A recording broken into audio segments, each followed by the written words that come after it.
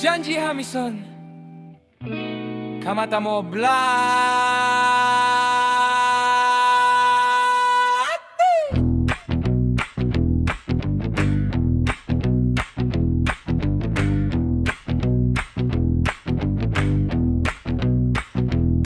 Sa trabaho natin, sa opisino, sa kumpanya, may mga taong laging nakaabang. Pagdating ng ating boss o official, agad silang tatakbo at magpapakita ng gilas. Kape po boss, o sigarilyo po boss, handa na agad, laging handa, wala namang ginawang tama. Pero sa pagpapasip-sip, sila ang pinakamagaling. Hindi naman masipag, hindi naman matalino, pero kung magpapapansin o pumati sila numero uno. Opo boss, yes po boss, sige po boss, laging sa ngayon kahit alam naman nila na mali at hindi tama, basta kuha lang ang loob ng boss.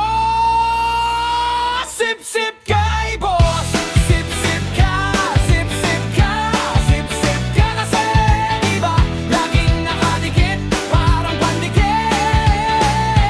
Sip-sip pa, sip-sip lang, baka maging mayaman ka, mataas na posisyon, sweldo na malaki, dahil sa pagiging sip-sip, yan ang iyong sandata.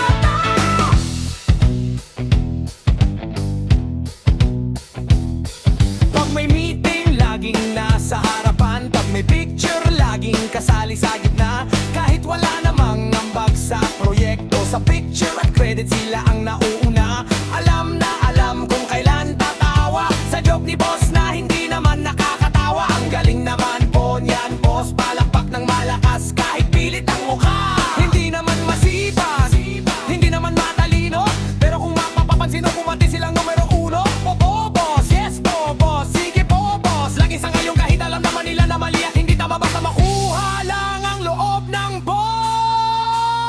Sip-sip kay boss, sip-sip ka, sip-sip ka, sip-sip ka kasi diba laging nakadikit, parang pandikit. Sip-sip pa, sip-sip lang, baka maging mayaman ka, mataas na posisyon, sweldo na malaki, dahil sa pagiging sip-sip, yan ang iyong sandata. Sip-sip dito, sip-sip doon, kahit saan ka pumunta, meron kang makikita. Basta't may pwesto, basta't may official, andyan sila laging nakabantay. Pero teka lang, isipin mo naman, may mga taong hindi napapansin. Kasama din natin yan sa hirap at saya, nagsusumikap at patas sa kanilang trabaho.